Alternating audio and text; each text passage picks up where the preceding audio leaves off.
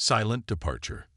The grand hall of consensus on Station Harmony gleamed under artificial light, its curved ceiling displaying a real-time map of Galactic Coalition territory, 47 species, 316 star systems, and 12,000 years of interstellar civilization. At the center of the hall, 21 representatives sat around the legendary oval table, crafted from materials donated by each founding species. Ambassador Elena Reyes of Earth adjusted her formal Navy uniform and maintained her diplomatic smile, despite the tension headache building behind her eyes. 6 months of negotiations, and they were no closer to agreement than when they'd started. The human proposal remains unacceptable, declared High Administrator Vexthal, his crystalline exoskeleton catching the light as he gestured dismissively. The Zith representative's faceted eyes betrayed no emotion, but his voice carried the unmistakable tone of condescension. Your species demands equal voting rights despite controlling merely 8 systems. You request access to coalition defense networks while refusing reasonable oversight of your military installations. Elena exchanged glances with Admiral James Chen and Undersecretary Lamar Washington. They had anticipated this response. It was the same objection they'd heard for half a year, merely repackaged in different words. What the High Administrator means, interjected Mediator Tolbrex, the gelatinous Orlean diplomat whose translucent body pulsed with bioluminescent patterns, is that Earth's position in galactic affairs must reflect its developmental stage. Humanity is young, barely 3 centuries into faster-than-light travel. The protocols we suggest are for your protection. Admiral Chen leaned forward, his weathered face impassive. Let's speak plainly. You want unrestricted access to our mining operations on Proxima Centauri and Ta City. You want our quantum computation research without sharing your own technological advancements. You want our soldiers to bolster coalition peacekeeping forces while denying us command positions. He paused. That's not protection. That's exploitation. The matriarch of Deneb, a towering avian with iridescent feathers, trilled with what passed for laughter among her kind. Exploitation. Your species would still be trapped on a single planet if the Orleans hadn't gifted you warp technology. Your gratitude is remarkably short-lived. Elena felt the familiar flare of frustration. The Orleans had indeed provided the mathematical formula for humanity's first warp drive, but only after humans had independently developed 90% of the necessary science. The gift had accelerated human advancement by perhaps 20 years at most, yet the coalition wielded it like an eternal debt. From the far end of the table, Elder Kez of the Vesperi made a soft clicking sound. Unlike most coalition members, the insectoid Vesperi had always treated humans with a measure of respect. Perhaps, the elder suggested, mandibles moving deliberately, we should adjourn for the day. Emotions are rising, and wisdom often requires reflection. High Administrator Vextal's crystalline form stiffened. There is nothing to reflect upon. The coalition's position is fixed. Humanity must accept the junior partnership terms or continue outside our protection. Elena stood up slowly, a movement that silenced the room. For 6 months, she had maintained perfect diplomatic protocol. For 6 months, she had endured thinly veiled insults and patronizing lectures. For 6 months, she had fought for fair terms while the coalition manipulated, delayed, and obfuscated. Representatives of the Galactic Coalition, she said, her voice calm but carrying to every corner of the hall. Humanity came to these talks in good faith. We sought partnership, not subordination. We offered fair exchange, not submission. She looked around the table, meeting each alien gaze. Today, I see the truth. You don't want allies. You want vassals. Murmurs rippled through the assembly. This deviation from diplomatic protocol was unprecedented. Ambassador Reyes, Mediator Tolbrex pulsed with alarmed colors. This outburst, this clarity, Elena corrected. Earth has waited patiently for the coalition to recognize us as equals. We have demonstrated our value. We have shown our potential. Yet you continue to demand we crawl when we have learned to run. Undersecretary Washington slid a data tablet toward Elena. She placed her palm on it, authorizing the prepared statement. As of this moment, humanity formally withdraws from all negotiations with the Galactic Coalition. We are recalling our diplomatic missions from Coalition space. All trade agreements will be honored until their expiration dates, but none will be renewed. All scientific cooperation initiatives are hereby suspended. The hall erupted in noise.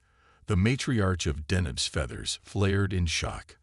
High Administrator Vextal's crystalline form vibrated with what might have been anger or amusement.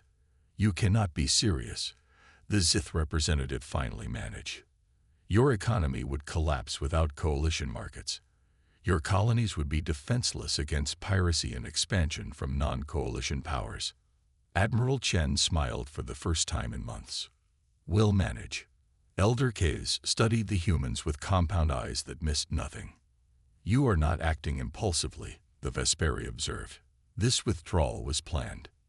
6 months ago, Elena confirmed, when we realized these talks were theater, not negotiation. She gathered her materials. Humanity has survived isolation before. We'll survive it again. As the human delegation stood to leave, Mediator Tolbrex pulsed with urgent colors.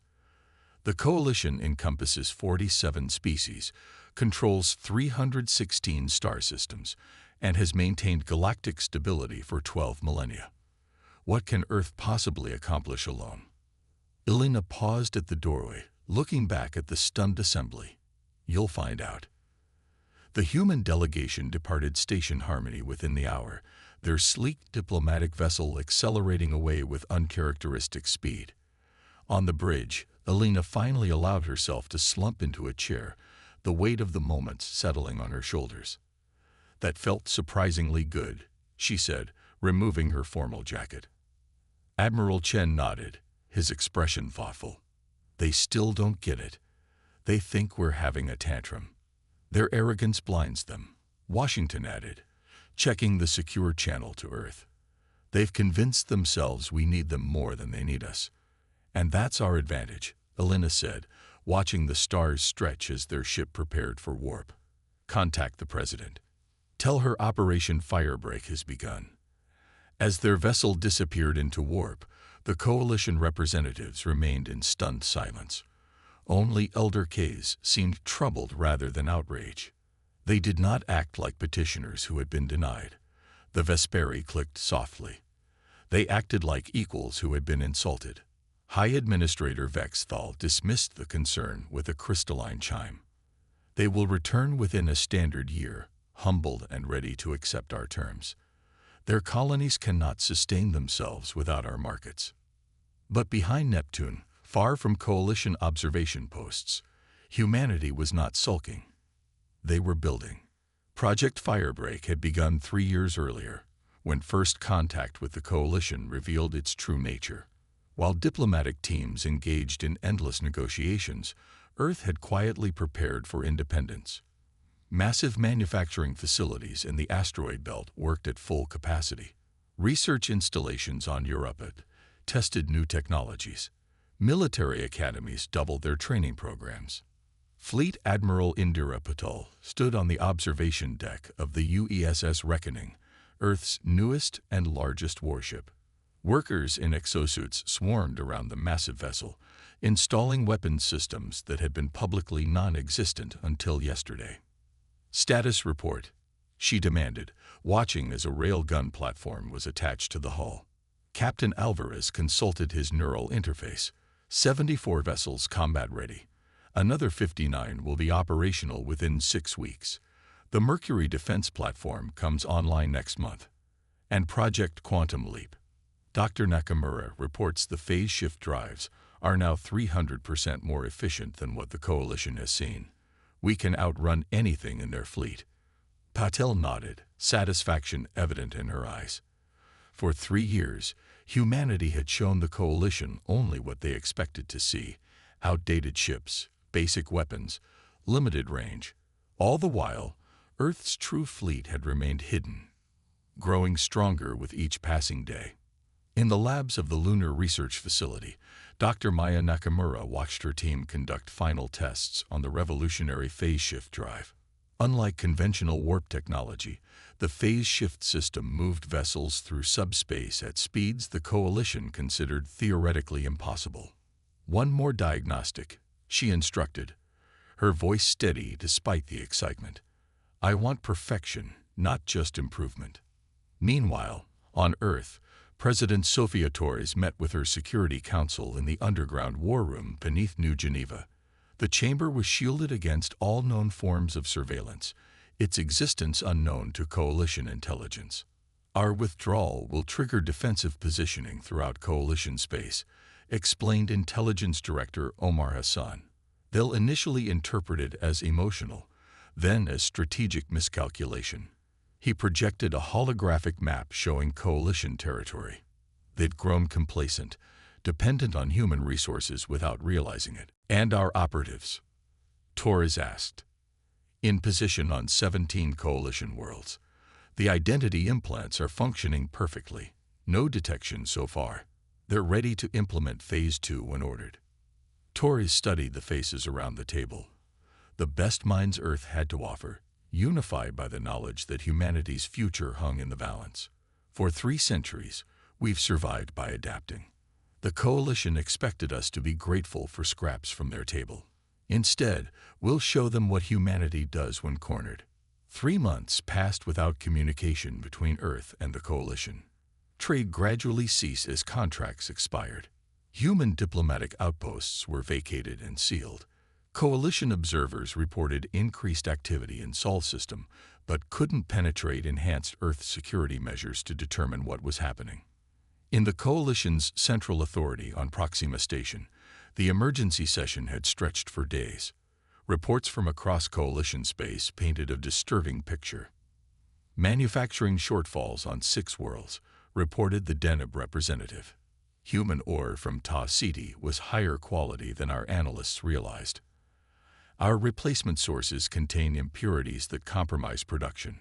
Research delays in quantum applications," added the Orlean delegate, "bioluminescent patterns showing distress. The human computational models were apparently more central than we acknowledge." High Administrator Vexed Howell's crystalline form vibrated with irritation. "These are temporary adjustments. The Coalition thrived for millennia before humans. We will adapt." Elder Kez clicked thoughtfully. "Yet these temporary problems multiply weekly. Meanwhile, our intelligence suggests the humans are not suffering economic collapse as predicted. Their withdrawal is unsustainable," Vexval insisted. "Our models may have underestimated them," interrupted a new voice. The assembly turned as Security Director Malvor entered, the Canthian's scaled skin unusually pale with stress. "We've detected anomalies in our communication networks. Critical security protocols have been compromised." "By whom?" demanded the matriarch of Deneb. "Evidence suggests human infiltration. Sophisticated, long-term." Malvor's tail lashed nervously, far beyond their known capabilities. As the Coalition leadership absorbed this shocking information, one fact became increasingly clear: they had never truly known their human neighbors at all. And what they didn't know might soon prove dangerous. On a remote Coalition mining outpost in the Rigel system, Foreman Drazvel noticed the strange readings first. The automated defense systems reported all clear, yet something was wrong with the long-range scanners. By the time he identified the approaching vessels, it was too late to warn anyone. 20 unmarked ships, using drive signatures unlike anything in Coalition records, emerged from hyperspace and surrounded the installation. The outpost's outdated weapons remained powered down as a transmission came through on all channels. "Rigel Mining Outpost, this is Captain Sofia Rivera of Earth Special Operations. Your facility is now under human protection. Resistance is unnecessary and discouraged." As Coalition leaders argued about how to respond to growing evidence of human infiltration, humanity was already implementing the next stage of Operation Firebreak. The galaxy was about to discover exactly what humanity could accomplish alone.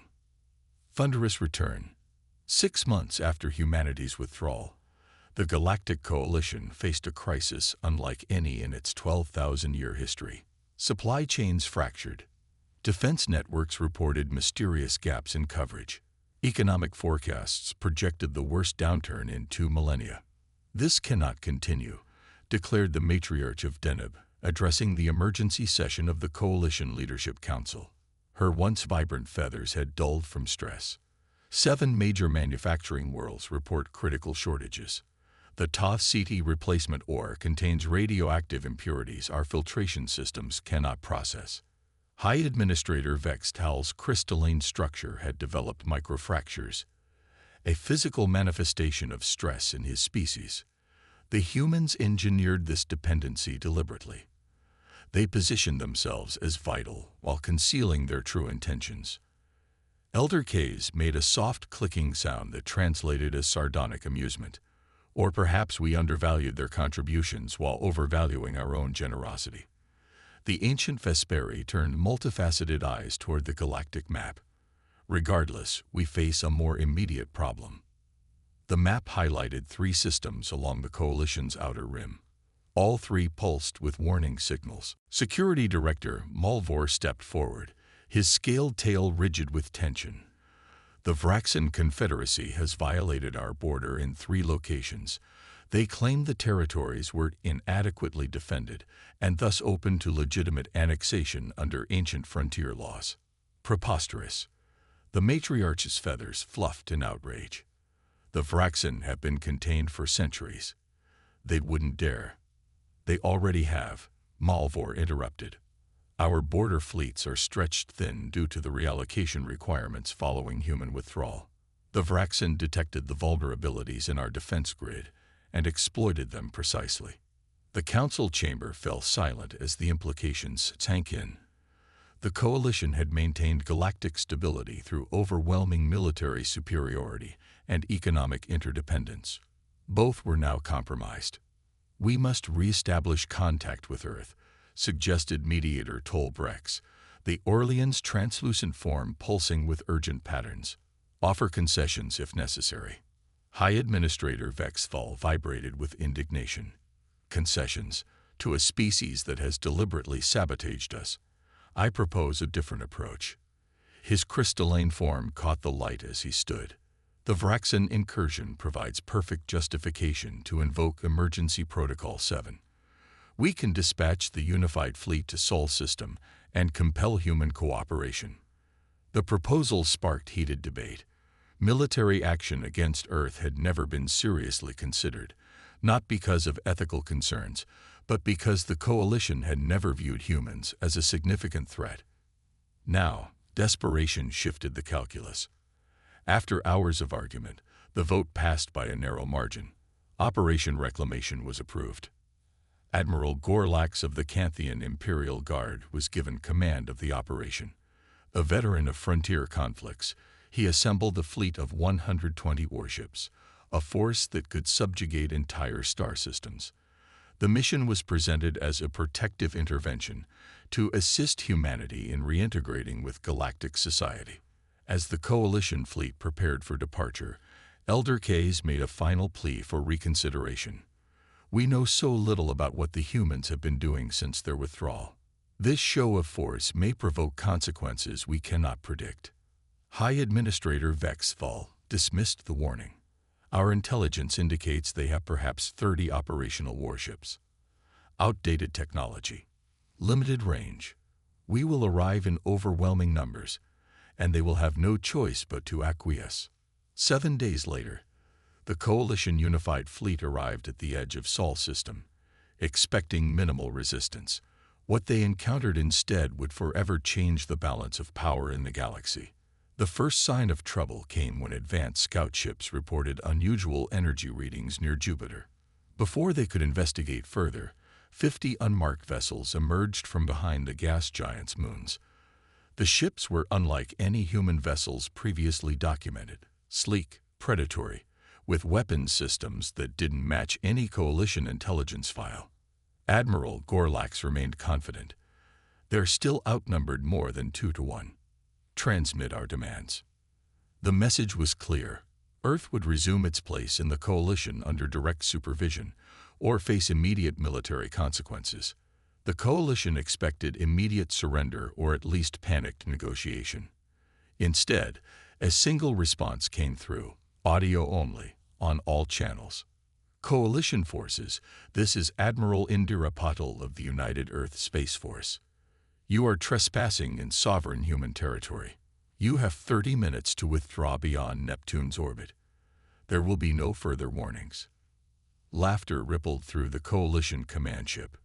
They're bluffing, Gorlax declared. Move the fleet to combat formation. Target their orbital defenses first. The coalition warships began their advance toward Earth. For 29 minutes, the human vessels maintained position, making no attempt to intercept. Coalition tactical officers reported difficulty getting sensor locks on the Earth ships. They seemed to partially phase in and out of normal space. At precisely the 30-minute mark, everything changed. The human fleet accelerated to speeds coalition sensors couldn't properly track. Phase shift drives allowed them to execute maneuvers that defied conventional physics. Before the coalition commanders could adjust their tactics, the first wave of human attacks hit their front line. Quantum torpedoes phased through traditional shields before rematerializing inside coalition vessels. Graviton lances disabled propulsion systems without destroying the ships. Neural disruptors temporarily incapacitated crew members without killing them. Admiral Patel's voice came through again, calm and resolute. That was a demonstration, not our full capability. 27 of your vessels are now disabled, but their crews are unharmed.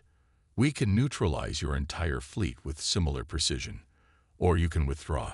On the coalition command ship, Admiral Gorlax struggled to comprehend what was happening. The humans weren't fighting like a desperate, outmatched force. They were fighting like they knew they would win.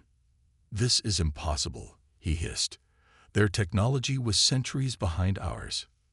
No, came a new voice over the command ship's internal speakers. You saw what we wanted you to see. Security alarms blared as Command Officer Nira Valshir, a trusted Canthian officer who had served under Gorlax for years, removed a small device from her wrist.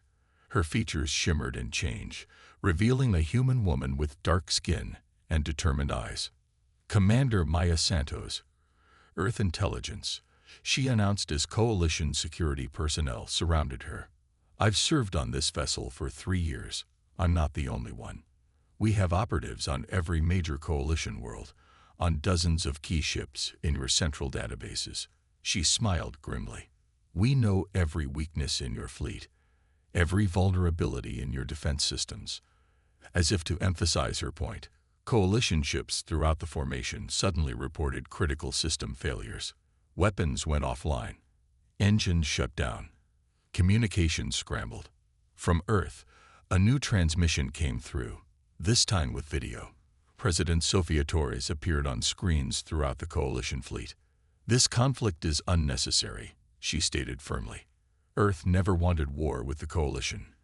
We wanted partnership, equality, respect. When those were denied, we chose independence rather than subservience. She gestured, and the view screen split to show coalition worlds where humans had apparently been operating in secret. For 6 months, we have demonstrated our capability to function without the coalition. Now we have demonstrated our capability to defend ourselves against the coalition. The choice before you is simple: retreat and recognize human sovereignty, or persist and face defeat. In the coalition command ship, chaos reigned. Reports flooded in from across the fleet. System after system compromised, contingency plans neutralized before they could be implemented. Faced with the unthinkable prospect of total defeat, Admiral Gorlax made the only rational decision. All vessels, disengage and withdraw beyond Neptune. I repeat, disengage and withdraw. As the battered coalition fleet retreated, emergency sessions convened throughout coalition space. The humans had not just rebuffed their military might. They had revealed infiltration at every level of coalition society. The psychological impact was devastating. 2 weeks later, a new round of negotiations began, this time on Earth's terms and on Earth's territory. The humans provided transport for coalition representatives to their orbital diplomatic station, giving the aliens a close look at Earth's transformed defenses and infrastructure. In the new Grand Hall of Earth's orbital embassy, Alina Reyes once again faced the coalition representatives. But this time, the power dynamic had fundamentally changed. 6 months ago, we walked away from a table where we were treated as supplicants, she began. Today, we welcome you to our table as equals, neither subordinate nor superior, but partners in galactic stability. High Administrator Vexthal, his crystalline form still showing stress fractures, struggled to maintain composure. The Coalition recognizes Earth's unexpected capabilities. We are prepared to discuss revised terms for your reintegration. Alina smiled politely. You misunderstand, Administrator. We are not seeking reintegration on new terms. We are offering the Coalition a new relationship entirely. Admiral Chen activated a holographic display showing trade routes, defense grids, and research initiatives. Earth proposes the formation of an interstellar cooperative, a new framework where all species participate as true equals, with transparent protocols and shared benefits. The Coalition representatives exchanged uneasy glances. Mediator Tolbrex's bioluminescent patterns showed confusion. You could demand reparations, territorial concessions. Why offer cooperation instead? Because isolation serves no one in the long term, Alina explained. Humanity doesn't seek domination. We seek recognition. The Coalition's fundamental flaw was its hierarchical structure, where founding species maintained permanent advantages over newer members. Elder Kays clicked thoughtfully. Your infiltration of our systems, it was more extensive than we've been told, wasn't it? Admiral Chen nodded. We could have collapsed the Coalition economy entirely, disabled your defense networks permanently. Instead, we demonstrated just enough capability to prove our point. Which is? Asked the matriarch of Deneb, her feathers still dull with stress. That the galaxy works better when all contribute their strengths rather than exploiting others' weaknesses, Alina said. The Vraxan incursion demonstrates what happens when the Coalition's model fails. Our proposal offers a sustainable alternative. Over the next 3 days, the specifics of Earth's proposal were debated. Some Coalition members remained resistant, clinging to the old hierarchies that had benefited them for millennia. Others, recognizing the new reality, embraced the opportunity for genuine reform. On the final day, President Torres addressed the assembled representatives herself. Throughout human history, our greatest achievements came not from domination, but from collaboration. Not from uniformity, but from diversity. The stars have room for all our ambitions if we can move beyond the primitive instinct to rank and subjugate. The resulting Terran Accords established a transitional framework toward the new interstellar cooperative.